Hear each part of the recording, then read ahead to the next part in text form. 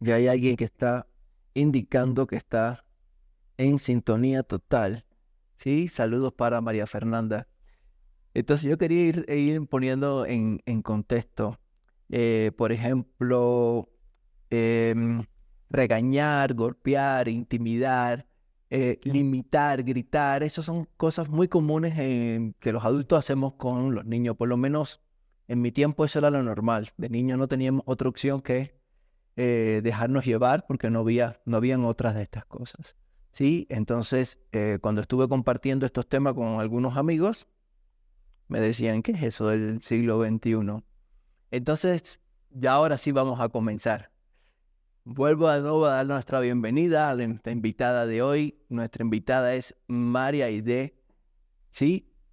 Torres, y es una gran amiga mía y queremos que hoy nos cuentes un poquito de crianza del siglo XXI.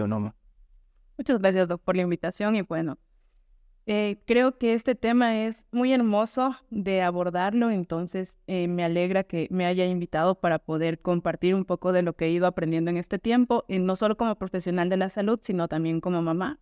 Entonces creo que les puedo compartir un poquito de conocimiento, pero también un poquito de experiencia, porque en este tema del siglo XXI, pues bueno, nosotros lo típico vemos en TikTok un pedacito de qué es la crianza respetuosa y decimos, no, es que no creo que sea así o no, mira, esto no es así. Entonces, creo que aterrizado a la realidad, a lo que vivimos, es lo que necesitamos en realidad. Entonces, María, esta pregunta se impone, ¿sí? ¿Puedes explicarnos qué significa el término crianza del siglo XXI? Como todo en nuestra nueva era, pues ha ido evolucionando, ¿no? La crianza del siglo XXI es nada más que eso, la adaptación de la crianza en este nuevo siglo, en esta nueva era, en la que ya se tiene recursos diferentes a los que se tenía antes, como usted acaba de decir, recursos de ciencia, ya se ha estudiado mucho en los niños, a la crianza, su cerebro, cómo se desarrolla. Hay muchas teorías psicológicas de los psiquiatras, de la evolución natural como tal. Entonces, la crianza como tal del siglo XXI es eso, la adaptación de todos estos cambios del ser humano a través del tiempo, pues en torno a la crianza. Bien, una de las cosas que cuando conversamos a mí me quedó muy claro es que la ONU lo menciona como crianza no violenta. Ya, por ejemplo, y esa es una confusión súper grande que hay, porque te dicen, pero es que yo no sé si soy crianza respetuosa, si soy crianza positiva, no sé muy bien qué es, y es porque dependiendo del lugar, el sitio, el espacio, le han nombrado distinto, pero la crianza respetuosa del siglo XXI es una crianza no violenta, que como ustedes en la ONU lo llama así, en otros lados se llama disciplina positiva, disciplina sin lágrimas, pero el fundamento principal es el mismo. Listo, cada vez que dices algo yo me voy riendo, ¿no? ¿Cuánto me hubiese gustado que mi madre estuviera presente en el live? Literalmente. Vamos a conversar de algo. Sabemos que la crianza respetuosa es parte fundamental de la crianza moderna, como bien estás diciendo, pero ¿cuáles son los principios básicos de este enfoque? Ya. Teóricamente son algunos, pero el principal es el respeto al niño. El respeto al niño como un ser humano como tal, no como lo veíamos antes, marcando jerarquía, ¿no? Sino el niño es un para mí que tiene quizá menos herramientas que las que yo tengo ya como adulto. Entonces, creo que la principal parte de esta crianza es esa, entender que el niño es un ser humano igual a mí, que tiene sus derechos, sus capacidades propias de su edad, y pues ese es uno de los pilares de la crianza respetuosa. Otro muy importante es la empatía, entender o ponerme en el lugar del niño desde su punto de vista, ¿no? O sea, entendiendo que él es un ser más pequeño, con menos recursos de los que yo tengo, y entender su situación. Y una de las que ya hablamos, que es la principal, es una crianza no violenta. Y no violenta no solamente es respecto a los golpes, sino a todo tipo de violencia también. El que me castigan en un rincón y me dejan pensando, Sí. todo ese tipo de cosas, este tipo de crianza, pues bueno, no aprueba, digamos más. Te escuché también decir que hay que poner límites. Es importante y esto se contrapone mucho con lo que se cree, que los niños de crianza respetuosa son los niños maleducados, que hacen lo que quieren, no se les puede decir nada, y no.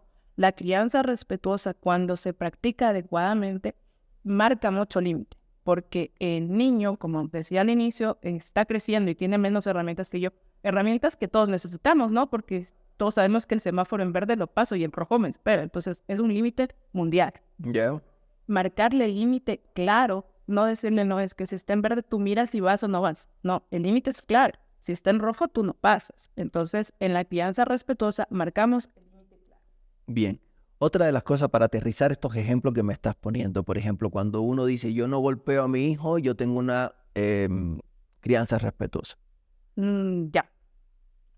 No por cumplir uno de los pilares significa que ya.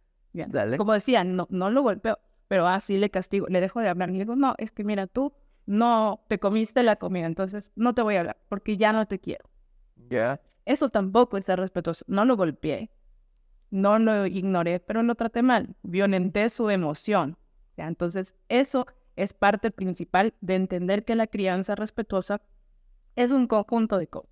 No solamente una acción. No golpearte, ya soy respetuoso. Ya, listo. Vamos aprendiendo, ¿sí? Otra de las preguntas importantes que teníamos aquí cuando fuimos preparando este live es, ¿cuáles dirías tú que son las pautas para la crianza? Es decir, yo estuve mirando y hay muchas pautas, pero vamos a ir conversando algunas, ¿ya? Tener como que digamos un checklist de cosas para decir así se maneja la crianza respetuosa es difícil porque son muchas cosas a la vez. Pero creo que la crianza respetuosa, de hecho, el principio de la crianza es volver a mí. ¿Cómo soy yo como antes de ser papá o mamá? ¿Cómo soy yo ante los problemas? ¿Ya? Entonces, yo reacciono rápido, me pongo a gritar, me altero. Entonces, para empezar a practicar la crianza respetuosa, empiezo por mí. ¿Ya? Yo primero me calmo, yo primero pienso cuál va a ser mi reacción, me tomo unos minutos, analizo la situación y bueno, ahí sí ya empiezo a tratar el problema en el que me encuentro en el momento. ¿Cómo hace eso un niño? ¿Cómo hacer que el niño te responda a como tú quieres, ¿no? O enseñarle a responder estas cosas. Porque si me estás hablando de pauta, debo decirle, por ejemplo, cómo regula el niño sus emociones frente a algo. Ya. O sea, hay muchas cosas importantes y es entender lo que decía al inicio, que el niño es un ser en formación. Entonces, todo lo que él sabe es lo que ha aprendido de mí, lo que ha aprendido en la escuela, lo que ha aprendido de los maestros, etcétera. Entonces, es su entorno lo que él tiene para mí. Entonces, ¿qué es lo que yo tengo que hacer? Hablarle al niño, porque siempre decimos que los niños no entienden. Él me va a entender en el idioma que yo le hablo. Entonces, si yo necesito, no sé, irnos a la casa de la abuela, le explico, vamos a hacer esto, necesito que tú me colabores, ayúdame cambiando, tienes estas opciones de ropa, ¿quieres ponerte esto? ¿Quieres que te ponga yo? ¿Quieres ponértelo tú? De esa manera, explicándole cuáles son las opciones que tiene para cumplir una necesidad. Por ejemplo, mañana es el día de escuela, ¿no? Y todos nos vamos a dormir a las 8 porque tú mañana te levantas a las 6. Entonces yo ya marqué una regla, marqué un límite y le expliqué por qué le marqué el límite. Porque mañana a las 6 de la mañana no se va a despertar si hoy está hasta las 10 de la noche 11 jugando. Claro. ¿Sí? Entonces, por ahí va el marcarle el ritmo al niño, el marcarle cómo va a trabajar. Recuerdo una de las pautas que me conversaste es cuando hay que felicitarle, hay que elogiarlo por algo. ¿Cómo lo harías? Hay una cosa importante y creo que aplica en general, ¿no? Que nos dicen felicito en público pero regaña en privado. Bien. Entonces, los logros de los niños, por pequeños que sean, los aplaudimos. Y le decimos, no, mira, qué bien te lograste vestir tú solo. Ah, qué bien, ya fuiste al baño. Ay, gracias por avisarme. Entonces, esas cosas los hacen empoderarse de eso. Ay, hoy te lavaste muy bien, te lavaste solo los dientes. Qué bien, perfecto. Entonces, como que le vas dando confianza para que él se siga estimulando en hacer esas cosas. Va entendiendo que lo hizo bien y va a querer hacerlo mejor. Bien, todos vamos aprendiendo. Vamos a hablar un poquito ahora de Clínica Medical. Clínica Medical es una clínica pediátrica especializada en atención integral a los niños. Estamos ubicados en el sector La Pradera, acá en Quito, la avenida Eloy Alfaro, la calle Italia, en el edificio Fortune Plaza. Una de las cosas que ya nos están llegando preguntas, si tienen alguna pregunta, por favor, déjenlo en los comentarios, alguna sugerencia, algo que me quieran preguntar a mí como pediatra, pero nuestra invitada, la doctora María Aide Torres, es la que se va a encargar de responder la mayoría de nuestras preguntas. Ahora, ¿puedes mencionarme, Mari, cuáles son las diferencias entre la crianza respetuosa y la crianza tradicional? Yo vengo, si ponemos a hablar de crianza siglo XXI, yo soy criado en el siglo XIX, ¿sí? Entonces, por favor, coméntame un poquito de estas diferencias. Ya, esta es una pregunta muy buena que siempre me hacen y me dicen, ¿y por qué es positivo? Explica por qué, porque antes con una chancla y pues ya estábamos bien, y obedecíamos. Sí. Ajá, entonces creo que la principal diferencia que hay entre la crianza tradicional y la crianza respetuosa es que no se marca esa jerarquía. Entonces la crianza tradicional tiene como base el marcar el límite, pero no respetuoso, sino yo como papá te digo, así se hace y esto es lo que vamos a hacer. Ya.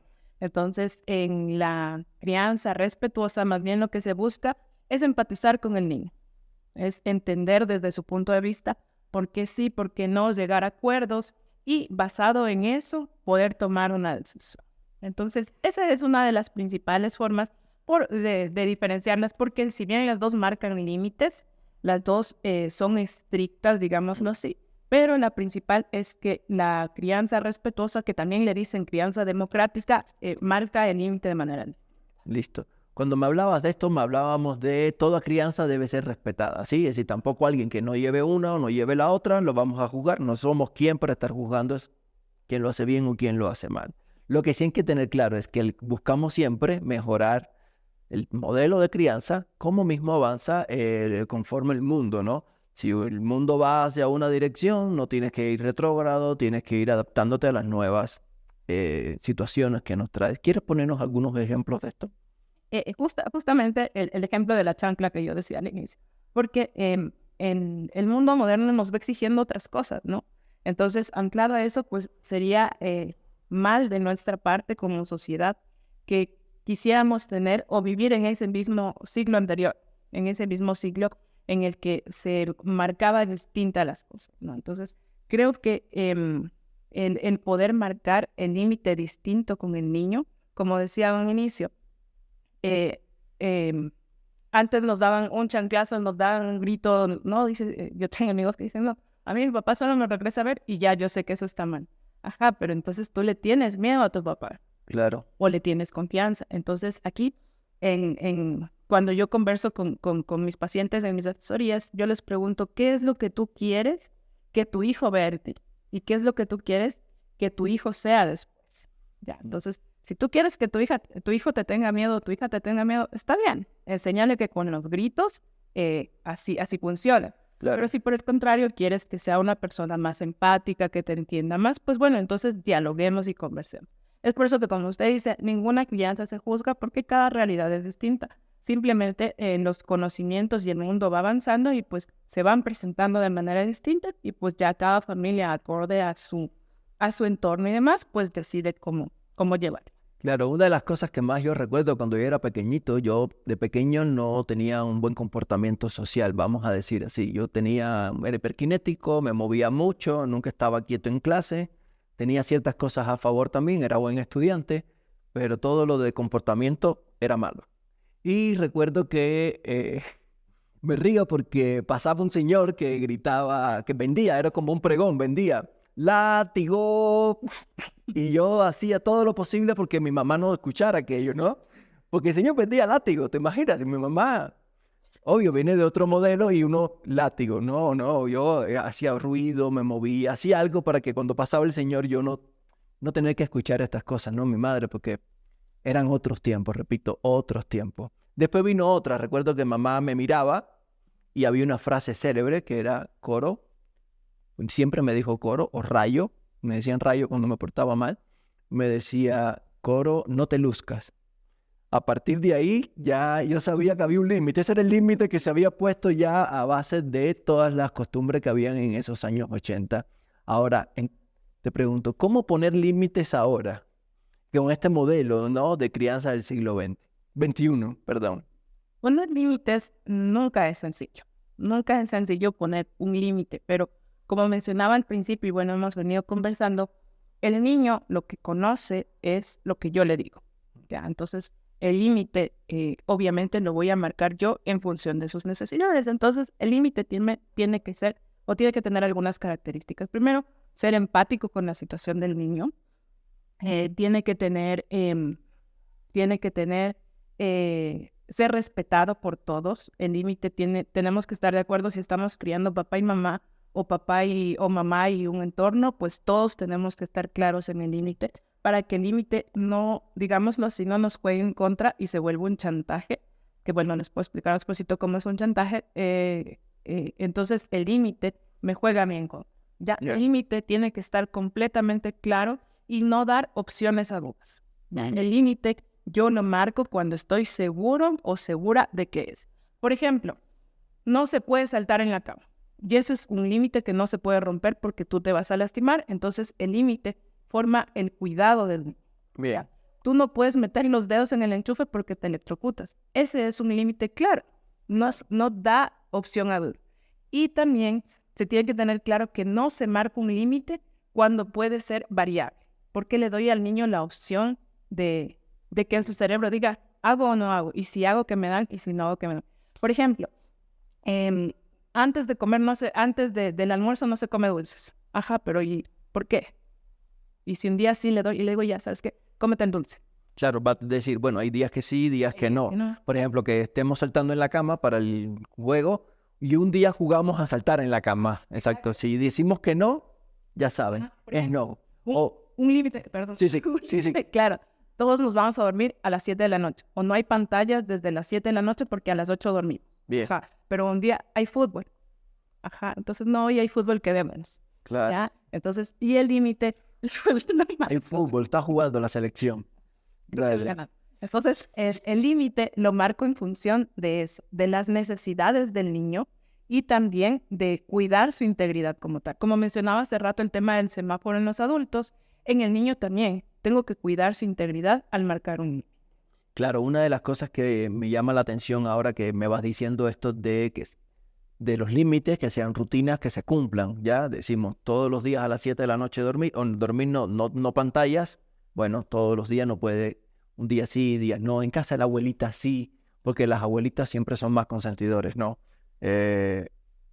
Y el tema de la seguridad, ¿sí? Cuando me hablabas de seguridad y seguridad integral, por ejemplo, cuando en casa tenemos los cuchillos, tenemos cubiertos, cosas que no se pueden jugar, no entran a jugar a la cocina, no juegan con qué sé yo, mascotas que son ajenas, si uno no pide permiso, ¿sí? Porque los niñitos generalmente van a tocar el perrito, pero no sabemos si el perrito del parque es amistoso con el niñito, perdón.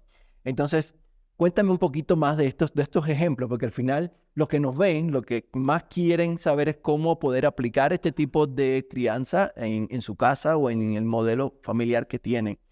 Ahorita que usted mencionó a los abuelitos, es muy importante que el entorno conozca y sepa de lo que yo estoy haciendo.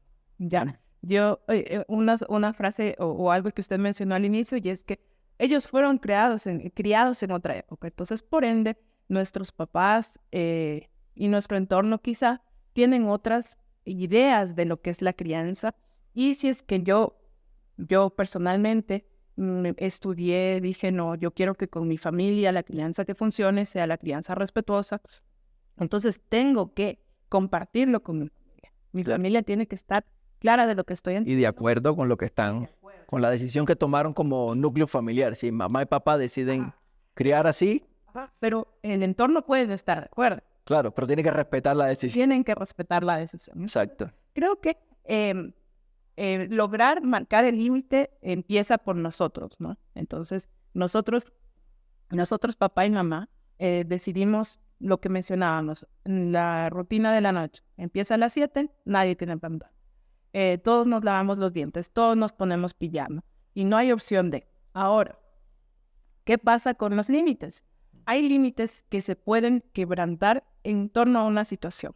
No sé, vino un familiar de visita, estamos de vacaciones, entonces sí, podemos quedarnos un poco más, podemos disfrutar un poco más, pero cuando el límite es entendido por el niño. Mi amor, tú siempre se duermes a las 8, pero hoy, como estamos acá en la playa y ya nos demoramos un poco, hoy vamos a dormir más tarde. Claro. ¿Ya? Entonces, todos los límites que yo le marque tienen que estar explicados cuando yo me salgo del niño. Claro, como para que entienda por qué hoy sí, Hoy sí. puntualmente en esta ocasión se puede Entonces hacer. no vamos a volver a las... Dale. Bien, mira, una de las cosas que también es un desafío que los padres a veces vienen a la consulta porque están totalmente desesperados, ¿no? Es el tema de las rabietas y los berrinches. Cuando hablamos de esto, a veces no saben cómo comportarse. En tu opinión, ¿qué son los berrinches? ¿Qué son las rabietas? A ver, en las rabietas y los berrinches o los desbordes emocionales como tal son una parte del crecimiento y del desarrollo del niño, de su cerebro. Son normales entre los 2 y los 5 años. Es decir, una pausa aquí. Forman parte del desarrollo psicológico del niño, ¿ya? Es decir, no es que es algo patológico o una enfermedad o que el niño se va a malcriar o no se va a comportar bien. Es muy común que te digas que lo tienes muy mal criado. Exacto. No, o sea, lo tengas muy mal criado, muy abandonado, muy lo que sea, va a tener berrinches. Ahora, sí puede ser algo patológico y puede requerir consulta cuando yo haya demostrado o yo haya analizado que el berrinche no es algo normal. ¿Ya? Cuando el berrinche puede ser normal o se considera normal cuando responde a ciertas cosas. Por ejemplo, en el niño, como hablé de la edad de 2 a 5, el sueño y el hambre. Son cosas que primero tengo que garantizar que en su fisiología estén cubiertas para que no caigan en los berrinches. Porque caen en las rabietas porque ellos no saben qué les pasa. Entonces, ¿por qué hablábamos de esta edad? Porque en esta edad el crecimiento cerebral es mucho mayor y lo que ellos avanzan a hacer fisiológicamente con su cuerpo no es lo mismo que con sus. Entonces, ellos quieren hacer algo en su cerebro, su cuerpo no les permite, o por ejemplo, a los 2 años que están aprendiendo a hablar, ellos quieren expresarse, no les entendemos, entran en conflicto y caen. Sí, como que se desesperan. Quieren explicar algo, no pueden. Y uno no entiende. Por eso se llama desborde emocional. Entonces, quieren, pero no pueden. Nosotros queremos, pero no podemos. Bien. Entonces, es una situación complicada. Desborde emocional, eso lo voy a tener en cuenta, ¿sí? Entonces, ¿cómo podemos hacer frente a un niño con con un berrinche o con una perreta o con un desborde emocional? Bueno, llegar a este punto es complicado. Lo principal siempre va a ser prevenir, buscar la manera o qué lo desata. Si vamos al súper y pasamos por la zona de juguetes, por la zona de golosinas, y yo no le voy a dar, entonces ahí se viene la herramienta. Adelantarme al hecho, no lograr, no llegar a... Y pues cuando ya se presenta, pues bueno, lo primero, como decía al inicio, volver a mí. Yo saber si es que estoy en condiciones de responder, de calmarme y poder reaccionar, porque 2 personas alteradas no llegan a nada. Entonces, si yo estoy calmada y puedo reaccionar, pues lo hago. ¿Ya? Y si no, me tomo unos minutos para mí y regreso. ¿Ya? Yeah. Entonces, en este punto, por ejemplo, yo les puedo contar una anécdota que me pasó ayer, creo. Con mi bebé, yo tengo un bebé de 2 años, y era hora de la siesta. A los 2 años, los niños todavía requieren hacer siesta. Como usted sabe, ellos requieren hacer todavía una siesta, pero no quieren, porque prefieren estar jugando y tal. Pero, por ejemplo, a mi bebé le pasa que se pone torpe, entonces porque ya necesita descansar y se golpea y no sé qué. Entonces nosotros le preparamos el sueño porque tiene que hacer sus siestas y él no quería, le digo no, vamos. Y le gusta mucho unos camiones que se llaman Leo también. Y no, yo quiero ir a ver Leo y el Leo. Y le digo, no, mi amor, es hora del cuento, vamos a leer el cuento. Y no, y mi papi estaba ahí, ese es otro tema muy interesante. Mi papi estaba cerca y me dice, vamos a ver el Leo. Y yo ni siquiera le puse atención a mi papi y yo le dije, mi amor, el cuento, nos vamos. Y mi bebé se lanzó al suelo y no sé qué. Obviamente mi papi ya se dio cuenta que entonces mi papi se alejó y nos dejó a los 2. Pero mi bebé estaba en un espacio pequeño que se podía lastimar de los berrinches que daba, porque en realidad estaba... Un desborde emocional. Totalmente. Porque quería dormir. Él quería dormir, pero su cuerpo no quería, ¿no? Entonces es esa frase que dice, es injusto querer acostar a un niño que no quiere dormir. Claro. Entonces, le agarré, le amarqué y le llevé a su cuarto y le puse en un suelo.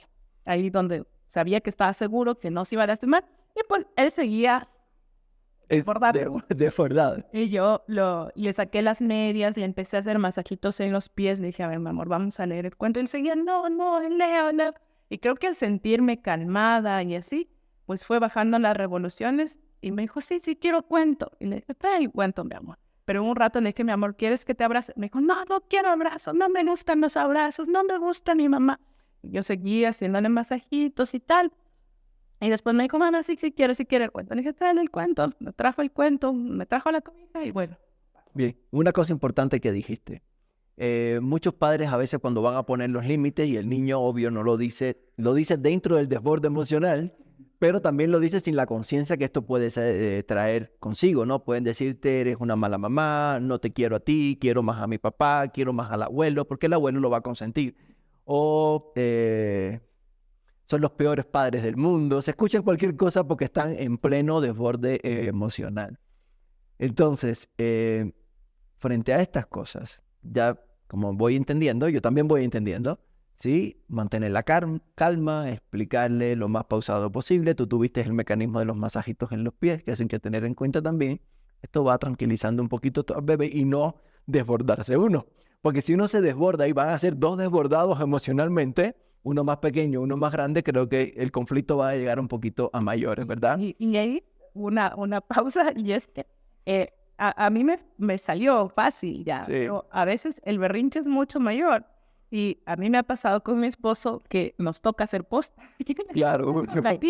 Porque yo ya no avanzo con esa contención que hay que tener. Claro. Entonces, una parte importante que me faltó recalcar, y es que en ese momento del berrinche, del desborde, el niño tiene que saber que yo estoy ahí. No está el celular, no estoy hablando con nadie más, yo estoy ahí en ese momento para él. Porque si en ese momento que de hecho yo me acosté en el suelo a esperar, a ver qué pasa, si yo me cogí el teléfono o algo. O te ibas y lo dejabas en berrinche, no. Ellos tienen que sentirnos a nosotros. Ya. ¿Listo? Bueno, si usted lo dice. Mira, hay una cosa importante en esto. Por ejemplo, cuando uno va a la tienda, Día del Niño, fin de año, Día de Reyes, uno va a estas tiendas donde venden muchos juguetes.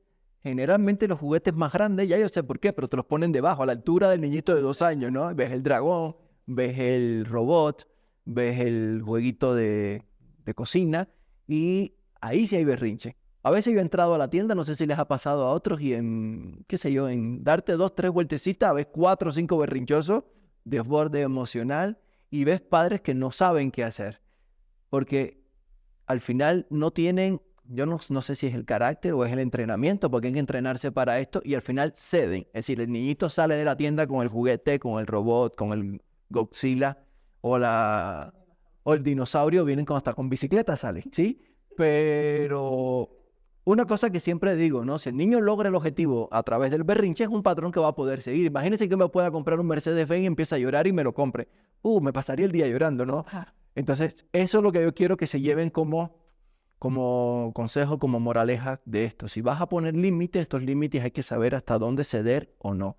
Otra de las cosas que siempre pongo cuando estoy en la consulta, porque esto es una de las cosas que más vienen. Después de las enfermedades, una de estas como trastornos conductuales que están bastante de moda ahora. Por ejemplo, para que entiendas el ejemplo que quiero poner. El niñito se antoja de un postre, ¿ya? Y hay 3 opciones. Ya estoy seguro que le puedo dar y yo cedo. Perfecto, formó su desborde emocional, pero al final yo sé que le podía dar. Es decir, comió bien, toca postre y le voy a dar postre. Se antoja de un poquito más. Bueno, pero no estoy seguro si le puedo dar o no porque ya comió suficiente. Bueno, ahí empiezo yo a tener mis dudas con si yo cedo o no cedo. Viene otra, no hay postre y él sigue llorando. Quiero más y ya se acabó la torta. ¿Qué hago? ¿A dónde voy? Voy a comprar qué elementos tener, ¿no? Y otra de las cosas que a veces pasa es que el pedazo de postre que está guardado es de papá. Y uno dice, bueno, esperemos a que llegue papá y papá decide si te lo da o no. Supongo que siempre va a haber un papá que diga que no, pero la mayoría va a decir que sí, ¿no? Entonces son límites que uno tiene que tener en cuenta antes, como prevención, como plan de contingencia ante uno de estos desbordes emocionales. Otra de las cosas que me gusta también que me estuviste conversando y también quiero decirles, ¿no? Yo tuve que leerme un poco de esto, pues repito, yo vengo del siglo XIX en crianza, ¿sí? Y otra de las cosas es no gritar, mantener la calma. ¿Cómo logras esto? ¿Cuál es un ejemplo que hayas tenido, algo como tú recomiendas de que mantener la calma. Eso es autocontrol neto. Es autocontrol y creo que es la parte más complicada. Yo siempre digo que la crianza nos enseña a volver a nosotros y nos hace replantearnos cómo actuamos nosotros. Entonces, hay un ejercicio que yo siempre les hago y es, ¿qué quieres tú de tu hijo ahorita y qué quieres después de tu? Si, por ejemplo, estamos en un día normal, hay que ir a la escuela y el niño empieza, no, es que no quiero el uniforme, como mi hijo, él se saca después de vestido, no, es que a mí no me gusta el uniforme. Ajá, entonces perdimos el tiempo, llegamos tarde, no sé qué. Y si yo en el apuro me desespero y empiezo a gritar, él va a entender que con gritos vamos a llegar más rápido al lugar. Claro. No es esa la respuesta, ¿no? Entonces, siempre tengo que pensar qué quiero yo formar a futuro. Si yo lo que quiero es que mi hijo entienda que gritando va a llegar más rápido, que siendo grosero va a llegar más rápido, pues entonces así tengo que reaccionar. Entonces, creo que cuando logramos interiorizar que mi voz es la voz que mi hijo tiene, que es mi voz, de su voz interior, es cuando digo sí. ¿Saben? Yo tengo que buscar mi centro, mi calma. No es fácil, nunca es fácil, pero creo que lo que uno tiene que hacer es calmarse, respirar, y si no estás en condiciones, como debería ser nuestra actitud en el mundo, si yo no estoy en condiciones de responder positivamente a una persona, no digo nada. Claro. Quedo calmado, intento calmarme aparte y regreso.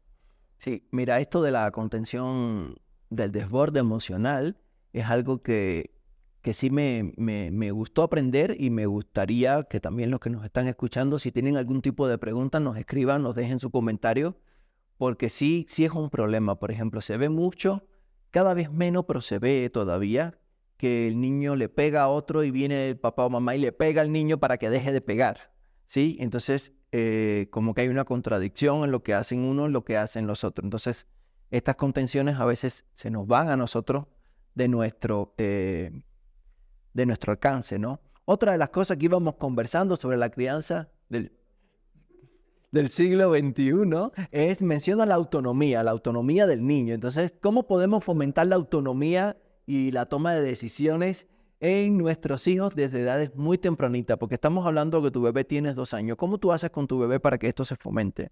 Hay una parte bien importante y justo hoy me preguntaban cuál es el vaso para iniciar la alimentación complementaria. Me decían, no, es que necesito un vaso. ¿Qué vaso me recomiendas? Y yo, el vaso que tú usas. Me dicen, no, es que si se rompe, le digo, entonces tú valoras más el vaso que la enseñanza de tu hijo. Y eso lo dijo María Montessori, que cuando nosotros queremos que el niño aprenda, le tengo que enseñar con las mismas herramientas que yo tengo. Entonces, para lograr que el niño aprenda todas esas cosas, tengo que enseñarle de la misma manera que yo sé. Claro, sí entiendo lo que nos estás diciendo. Y yo pienso cuando me enseñaron a mí muchas cosas, ¿sí? Habían cositas que, por ejemplo, de niño aprendíamos con juguetes, pero uno veía a papá haciendo algo, sobre todo los niños que imitamos a papá que saben hacer cosas en casa. Por ejemplo, mi papá tenía un puesto profesional, pero en casa andaba con un serrucho, andaba con un martillo y claro, tú querías tener el martillo de papá, no el rojito plástico ese que te daban, ¿no? Y Una anécdota familiar que en esto del jardín que te preguntan qué hace tu papá, no sé qué, y mi papi es profesor, bueno, jubilado, y dice que mi ñaño decía, es que mi papá hace conejeras. Y entonces, no, tu papá es profesor. No, él hace conejeras, porque era lo que yo así en casa, hacía en su tiempo libre. claro, Ahora, hay una frase que dice que para lograr que un niño sea independiente y autónomo, tiene que ser dependiente de mí. ¿Y cómo es dependiente de mí? Con todas las herramientas que yo le tengo que dar. Todas las herramientas que yo le pueda dar, las pequeñas cosas. Ahora, ¿qué nos pasa muchísimo? Y es que decimos, es que es chiquito, no puede. El chiquito no sabe. sí, No, todo lo contrario, hay que dejarle que él haga las cosas a su manera. Si, por ejemplo, yo le puedo poner frente a los platos para que él se ponga a lavar, pues que lo haga. Él puede hacerlo, obviamente controlado, no porque me importe más los platos, sino porque me importa su seguridad, que no se vaya a cortar, no sé qué. Pero si yo puedo enseñarle a barrer con las escobas de su tamaño, ahora hay muchísimas cosas. claro, adaptadas a los bebés, claro. Entonces, yo le puedo ir enseñando cosas que sean funcionales para él y que en el tema de desarrollo físico les ayudan en la habilidad motor gruesa, motor fina, porque aprenden cosas grandes, cosas movimientos. Y útiles en el futuro. Otra de las cosas que hablábamos de la autonomía es también, por ejemplo, cuando tú le das a elegir, por ejemplo, qué tipo de ropa quieres ponerte hoy, qué quieres almorzar hoy. Hay cositas que no le preguntamos a los niños, damos por sentado de que este es la ropa, camisa roja, pantalón blanco, es el que va hoy porque yo decidí, porque yo también estoy vestido así y a veces los visto así. Parece, mamá, papá y nené parece como que están en una orquesta, sí, porque todos se visten más o menos igual. Este tipo de cosas a ti te ha pasado también, tú le das este tipo de lección. Sí, es bien importante, por ejemplo, cuando están comiendo, ¿qué quieres comer? Pero, como decíamos, ¿no? El límite lo marco yo. Sí, Ajá, que tienes de comida o sandía o papaya, o quieres melón. claro. Estos tres. No es que quiero pastel de chocolate. Tienes estos tres. ¿Cuál Ya. quieres? Una de las cosas que ahora que vas diciendo esto, que ahora recordé, nuestro manager en el equipo de marketing, aquí le mando un saludo a Oscar. Una vez yo estaba queriendo hacer algo dentro de la página web y yo tenía como 5 opciones para que la mamá o el papá escoja de las 5 y él me decía, no, tienes que darle solo 2. Concéntrate en cuál de las 2 cosas más importantes tú quieres que escoja. Entonces, por ejemplo, ahora que dices eso, yo le voy a decir, ¿quieres guineo o quieres manzana? No le voy a decir, escoge y abres la refri que él mire, porque a veces a uno le pasa. Mientras más cosas hay para escoger, más difícil es seleccionar la que realmente uno quiere. A veces nos pasa 1.000.000 veces en el día que uno a veces si quiere poner una ropa, abres el closet. Lo he visto más en mujeres, ¿no? Y tiene, qué sé yo, 50 camisas y dice, no tengo nada que ponerme hoy. Creo que eso se lo estamos también incentivando a los niños cuando le damos muchas opciones para jugar. O este tipo de juguete que tiene música y tiene sonido y a veces él no sabe qué es lo que realmente quiere escuchar porque tiene muchas, o lo que está haciendo porque tiene demasiadas opciones para hacer. ¿Te ha pasado eso? Sí, justo ahí iba a decir algo respecto a esto. Cuando yo doy las opciones, tienen que ser opciones alcanzables, elegibles en el momento. Yo solo digo, ¿quieres mango o quieres, no me acuerdo, piña? Y me dice, quiero mango y yo. No hay pan, imagínate, ¿qué te hace? Ahí comenzó el desborde emocional y tú sin poder tener una herramienta para poder. Exacto. Entendido, ¿ya? Cosas así que tengo que estar seguro de lo que voy a ofrecer. Bien. Vamos a hablar un poquito de clínica médica. Clínica médica es una clínica especializada en atención integral al niño y tenemos varias especialidades pediátricas al alcance de ustedes. Tenemos endocrinología pediátrica, neumología pediátrica, tenemos también traumatología pediátrica, nutrición infantil, así como diferentes convenios con laboratorios y con servicios de imágenes aquí en la ciudad de Quito. A ver, otra de las preguntas que más nos hicieron fue el tema de la tecnología. A tu opinión, ¿qué se menciona al respecto del uso de la tecnología en los niños? Y si ahí ahondas un poquito en el tema, ¿qué consecuencias pudieran tener los niños? Este es un tema súper controversial de no, es que los niños no necesitan pantallas, los niños necesitan pantallas, etcétera. Porque el mundo en el que vamos, pues es un mundo muy tecnológico. Entonces existe el grupo de personas que dicen no pantallas porque daña el desarrollo normal del cerebro del niño, y el otro grupo que dice no, pero le estás privando de que a su edad no tenga las mismas capacidades que otros niños que sí fueron expuestos a pantallas. Y bueno, existen varios consensos bien estructurados. Uno es que las pantallas no se deben usar antes de los 2 años. Bien, eso vamos a recalcar un poquito, ¿sí? No pantallas a niños menores de 2 años. Se ve muy frecuente, incluso dentro de la consulta pediátrica, el niño para que no llore, para que no esté moviéndose, para que no esté de curioso, le dan el teléfono o le dan una tablet. Definitivamente, no pantallas a niños menores de 2 años. Incluso hay estudios que te amplían este grupo de edad, te dicen menos de 4 años, ¿sí? Entonces, a ver, síguenos conversando. Entonces, justo ahorita que decía, está demostrado que a los niños expuestos a pantallas menores de 2 años tienen dificultad en el lenguaje. Y, pero aparte de eso, y ya en los niños mayores, hay muchas cosas que se deben tomar en cuenta. Pero hay cosas no negociables para mí dentro de las pantallas. Una es el menor de 2 años, Sí. ¿no? El otro es no darle pantallas para comer. Bien. Pasa muchísimo y le debe pasar muchísimo a usted cuando se inicia la alimentación comunitaria, es que no come a menos que le ponga la tele. Claro. ¿Y quién le enseñó a usar la tele? Si está aprendiendo a comer. Como decía usted, cuando tengo varias actividades a la vez, como en un simple juguete, si yo le pongo 2 o 3 cosas al niño cuando Claro. comer, no va a comer o va a comer De más. de más o por comer. Y aquí empiezan los trastornos de la conducta alimentaria. Entonces, otro no negociable es no cuando se come, ¿ya?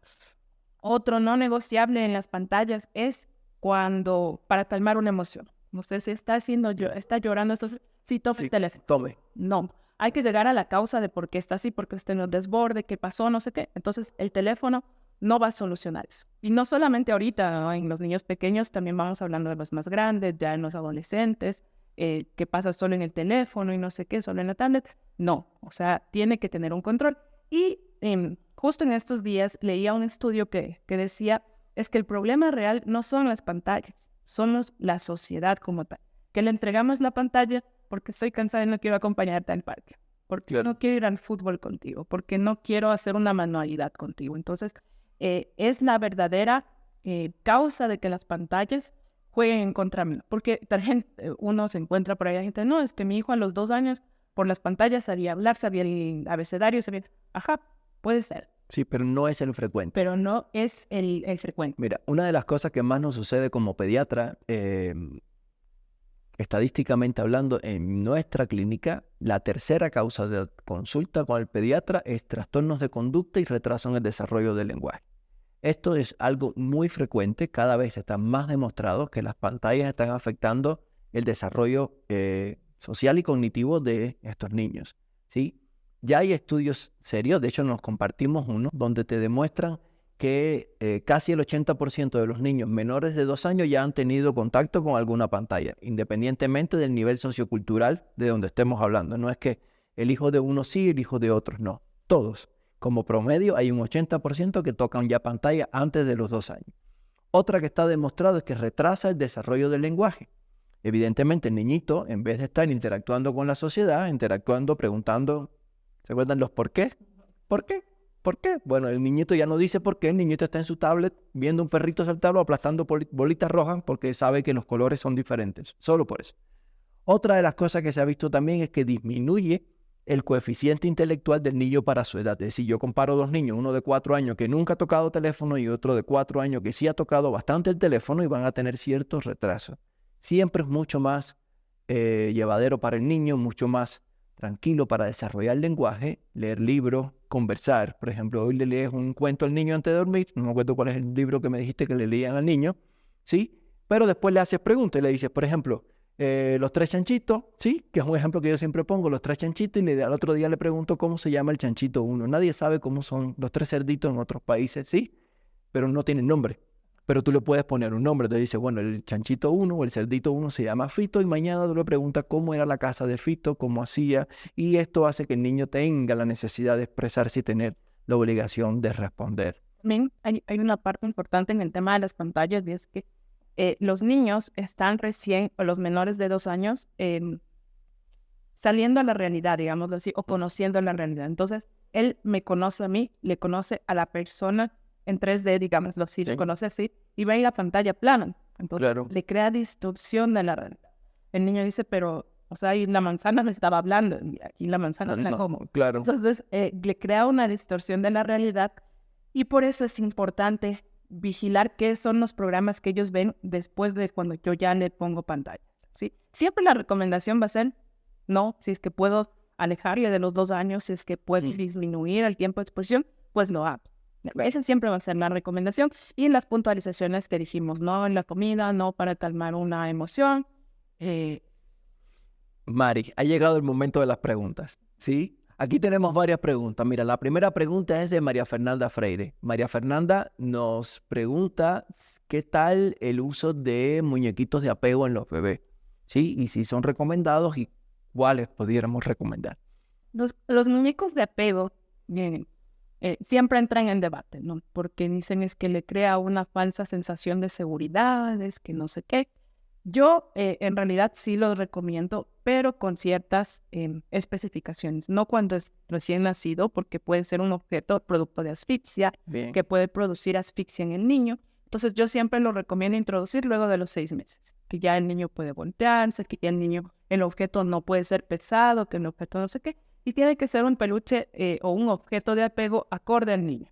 Bien. O sea, de un tamaño adecuado, que yo lo pueda llevar, y tiene que tener la asepsia, tiene que tener O limpieza. sea, claro, ahí quiero decir algo yo como pediatra. Por ejemplo, a veces vienen niños a consulta que son niños con rinitis alérgica, que fue un tema que hablamos la vez anterior. Este tipo de niño no debería tener peluche y viene con un osito del cariño. Pum, y el peluche es grande, todo el tiempo con su peluche, mil ácaros, mugre, olores, porque hasta perfume le ponen a este tipo de son muñequitos de apego, ¿no? Y ese no lo recomendaría. Pero si son de goma, si son plásticos, O también hay unos que son así súper hipoalergénicos. sí, suavecitos, no sé exacto. qué. Sí, pero siempre después de los 6 meses, cuando no sea un peligro para él. Entonces, María Fernanda, ya vas escuchando qué tipo de muñequitos de apego vas a tener con tu bebé. Otra pregunta aquí que tengo es de Carmen2304. Saludos desde Manta. He quedado un poco sorprendida con todo lo que nos están explicando. A veces no encontramos tanta información en un solo lugar. Y me pregunta, Mari, ¿tienes algún canal o sitio web? Sí, así que... Bueno, yo estoy en redes. Me pueden encontrar en Instagram, en Facebook y en TikTok como Creciendo Juntos ST. O también si buscan con el hashtag Doctora Mari Torres. Bien. Tengo otro aquí que es Juan880324. Sí, saludos a Juan. Hola, doctor Coro. Una vez escuché que los niños van a guardería, tienen un mejor desarrollo sobre los que no iban a guardería. Abrazo fuerte desde Bucaramanga, eso es Colombia. Entonces, ¿qué tú crees de esto? Yo tengo mi propia percepción. Dale, yo también voy a dar la mía, ¿sí? Porque yo siempre dije que a mi bebé yo le iba a mandar a los 3 años, que es como que en cuanto a defensa, de estar mejor y no sé qué. Pero yo sentía que mi bebé ya en la casa se aburría. Yo sentía que ya él se conocía todos los juegos, ya jugaba con el abuelito, la abuelita, ya los perros, ya los gatos, ya se conocía todos sus juguetes de arriba abajo. Entonces, para mí, ya le hacía falta algo más. ¿Ya? A los 2 años y 1 mes, yo decidí ponerle en la escuelita y en realidad yo sí he notado diferencias. O sea, sí noto que habla mucho más, sabe las canciones de memoria. Para el Día del Padre, para el Día de la Madre, no. Para el Día del Padre se sabía toda la poesía. Entonces, yo he notado que sí tiene un comportamiento distinto. Pero también hay que tener en cuenta que aprenden las cosas buenas y las cosas malas. Entonces, en la escuelita en la que él va, yo he visto personalmente las actitudes de una nenita frente a un desborde emocional. Yo la he visto como ella se lanza al suelo y mi bebé empezó a hacer eso. Yo decía, ¿pero por qué haces eso? ¿Qué pasó? Entonces, bueno, logré corregirle a tiempo, pero creo que aprenden de lo uno y de lo otro. Pero para mí, en particular, ha sido más beneficioso. Claro, yo voy a dar mi opinión. Yo soy de la crianza siglo XIX, como venimos diciendo. A mí me mandaron a la guardería con 45 días de vida, ¿te imaginas?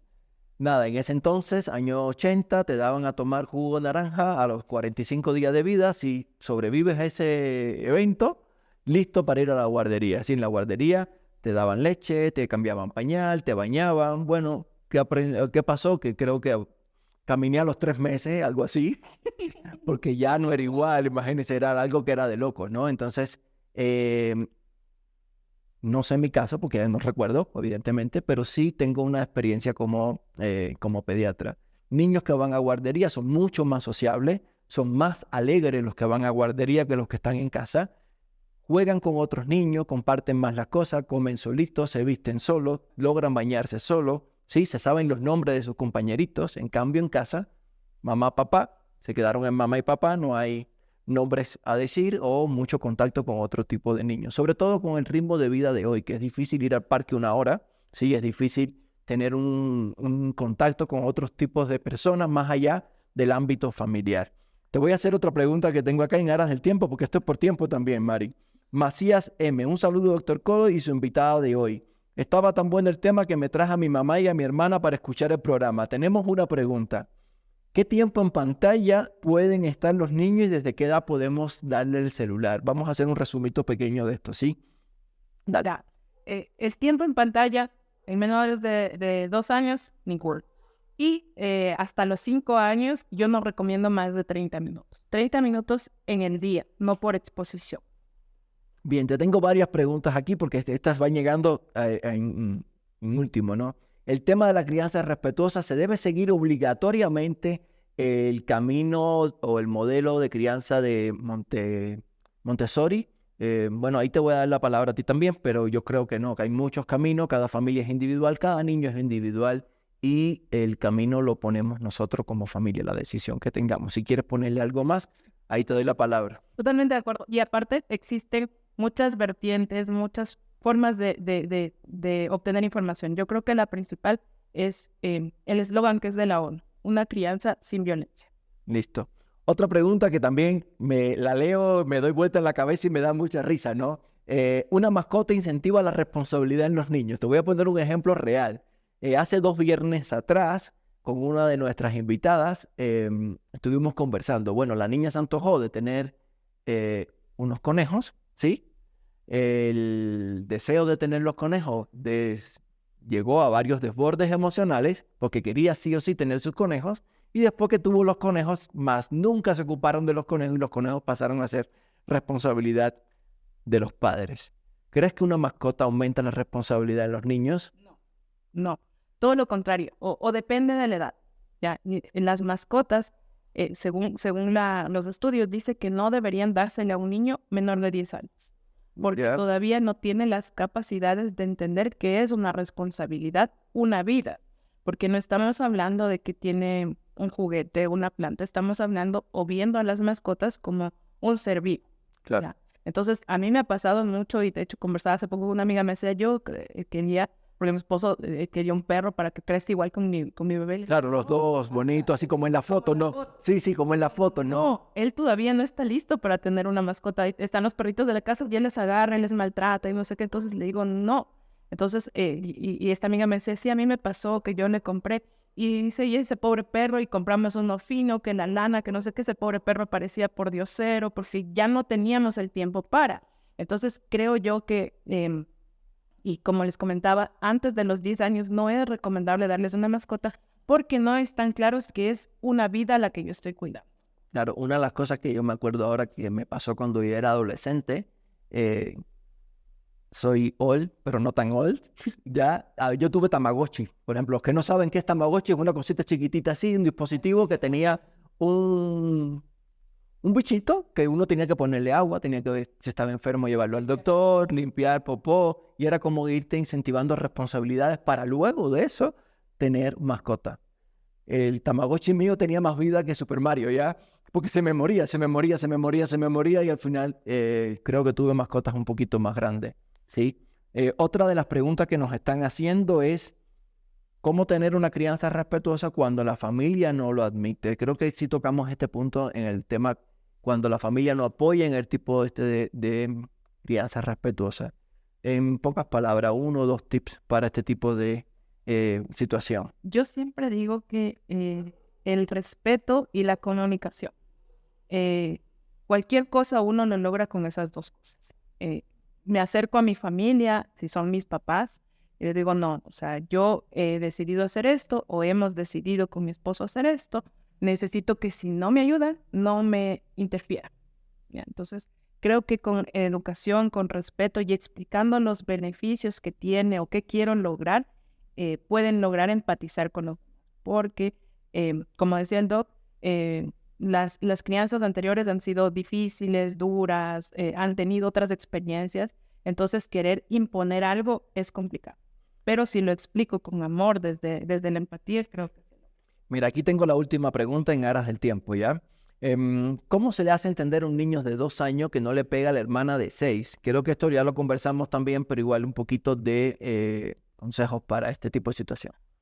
Es complicado en los niños más pequeños que entienda que el golpe es un golpe o que el golpe es un maltrato, ¿ya? Entonces, hay que explicarle que causa daño, hay que explicarle que no es así, hay que explicarle duro. Pasa mucho que te dicen, no, es que es pequeñito, entiéndele que es pequeñito. Ajá, y el niño grande se tiene que aguantar los golpes. No, tengo que explicarle al niño pequeño, estás haciendo daño. Tú le quieres hacer daño a tu hermana, tú le quieres lastimar, o tú le quieres a tu hermana. No, yo le quiero. Entonces, no hagas eso porque le lastimas. Bien. Bueno, vamos a ir haciendo ciertos resúmenes, ¿ya? Voy a poner una frase que la copié textualmente de las cosas que me fuimos compartiendo durante preparando este live. Y tenemos un niño que no se siente querido, difícilmente será educado. Es decir, siempre hay que transmitir el amor, transmitir el cariño a los niños para que ellos nos tengan a nosotros como referentes, ¿ya? Tratarse bien entre los padres, tratarse bien entre los familiares, va a decir, bueno, estas son las normas de conducta normales que deben haber dentro de una familia. Quiero también decir algo antes de cerrar el programa, es que nuestra próxima invitada vamos a hablar temas de endocrinología infantil. Si tienen algún tema que quieran hablar, por ejemplo, baja talla, obesidad, el tipo de obesidad que tiene que ver con la endocrinología, si tienen, por ejemplo, temas de tiroides, de diabetes mellitus, que son las causas más frecuentes de acudir al endocrinólogo infantil, por favor, déjenos en los comentarios si es que quieren tocar alguno de estos temas.